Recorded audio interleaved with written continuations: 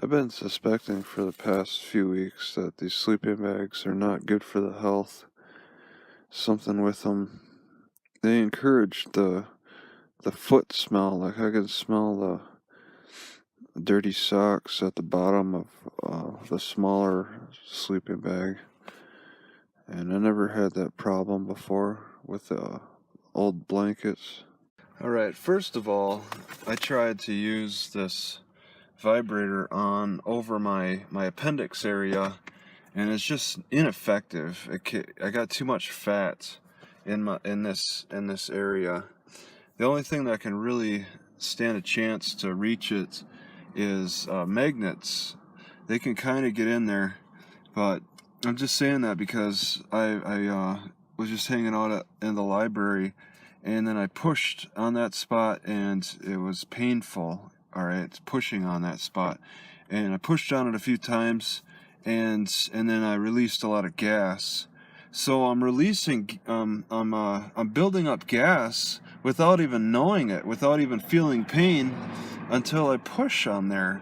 Alright, it's really a strange thing. Now I don't feel the pain anymore because I've farted it all out. But that's no good. Why am I have a pocket that's developing in there, and it gets very painful.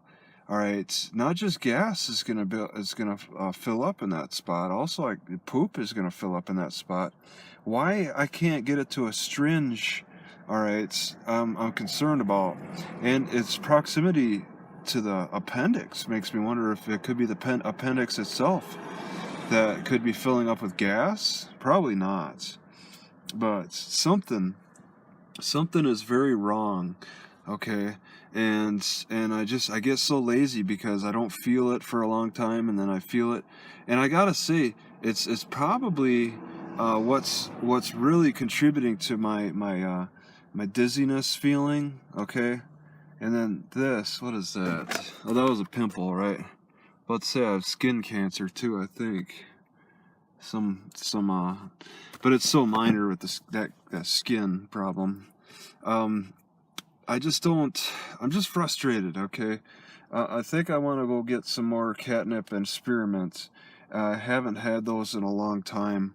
I don't know. I stopped consuming them because I forget about these things. Okay, I'm running from one thing to the next, wondering what could be my health problem, and I have to keep coming back to either the liver or the appendix. This whole right side, it's like liver, gallbladder, appendix. The whole right side is just this gut area. The digestion is just it's just one after another. It's like causing me problems.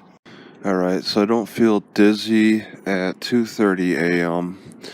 It happens in the morning a lot, and periodically throughout the day. I feel the dead space around the appendix area. Oh, I don't understand this dizziness cycle. I think it's related to the appendix problems, but it's really quite a challenge to try to just prevent dizziness. I get lazy because I don't get dizzy. Like right now, I don't feel it, so I'm like, okay, yeah, everything's gonna be okay, and then the dizziness strikes later. You know, I think I would be in the market for a collapsible cane. I've seen them in stores before. I could use it not so much to support my walking, but at least fit it in my bag, and when I want to pull it out, then I could put it behind my neck and just kind of hold it and stretch out my chest and hold it in ways that'll help me stretch out in unique ways. But a long stick really wouldn't serve justice. I need something that's strong, though. I don't know about the strength of the collapsibles. You know, it really seems that maybe having poor conditioning of my upper back is contributing to my gut being so bad. I don't really do anything to straighten out my upper back, and it feels like it wants to hunch over. I got poor posture so often. It just doesn't make sense, complete sense, to try to solve my gut problems nutritionally when it's been physical. Overeating, poor posture, just lack of movement, lack of stretching, the upper back not being worked in reverse enough. I'm just constantly hunching over in my car, sleeping, driving, just sitting here. It's a lot of mechanical issues, a lot of mechanical problems that have been brought out. Okay, can you release toxins when you break up fascia?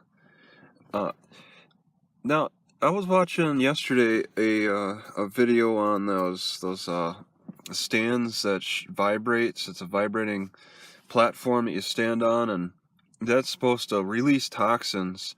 And it got me thinking, it sounds like maybe fascia could be considered toxins, because fascia does harden if you don't exercise. If you just overnight, you develop fascia, and it hardens, and you have to wake up and move around, and then you break up that fascia. Fascia is constantly developing when you're not especially when you're not moving and getting the blood flowing. Okay, I was watching an old video a long time ago of a guy pointing out where fascia was developing on corpses. Okay, and I found that interesting. It's like in between the muscles and around the muscles and stuff. This sticky tissue develops when you don't exercise. Okay, it develops and it hardens, and what causes it to develop? What's the chemical makeup in it? There could be some toxins in there. Okay, so movement of everything. You want to move every single muscle as frequently as possible to constantly break up that fascia. Okay, could some situations lead to a increased fascia or toxic buildup? Okay, is there certain diets? Definitely lack of exercise, but certain diets cause a more rapid fascia development? Okay, it's possible. It's possible when you eat toxic foods that sap your energy and just make you feel ill.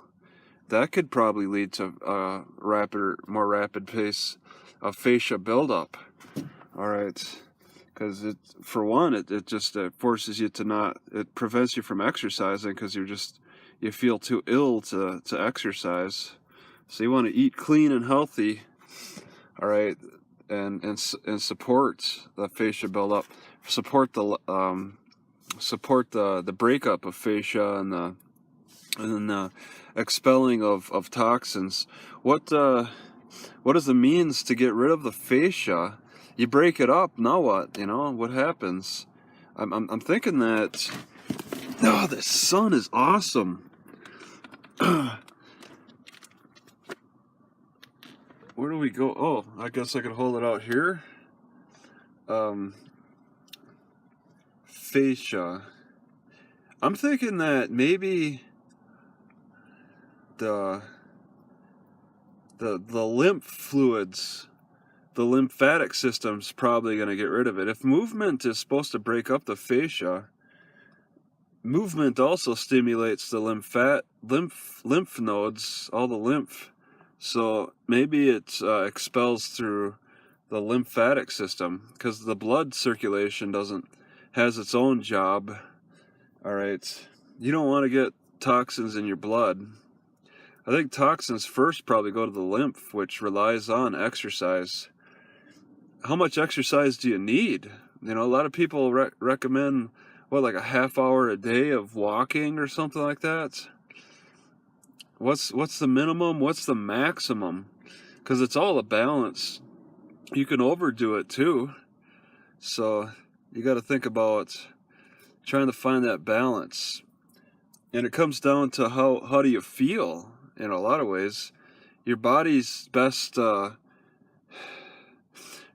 regulate your body's best like whatever the body's best model of telling you what your point of a problem is you gotta listen to the body, and it's gonna tell you. It communicates back to say, oh, I feel ill. Well, that's the measurement. It's not saying that you need to exercise this many more minutes. It just kind of says, oh, I feel ill, I feel good. It just kind of teeter-totters. Okay, it's not, the body doesn't have the best measurement devices. Just feeling ill or feeling good. that's about the, you can kind of go into detail. Oh, I feel ill in this way. Oh, I feel good in this way. That's about the extent of it. It's like when you're a vitamin deficient, it's not like your body can saying alert, vitamin deficient. It's like, oh, I feel ill in this way, and then you got to figure things out. But I mean, naturally, that's how our ancestors have had to deal with it, and they've worked through it in various ways. So it falls down to how things feel naturally. Well, when you consume a lot of drugs and extracts, like sugar extracts, then your natural response gets corrupted. Right, so I popped my back on the picnic table doing the picnic table fitness with the back exercises. Hopefully that'll improve my gut a little bit. I need to keep popping my back. I have to admit, it's been months since I've been doing back exercises on these picnic tables regularly. I believe it's a factor.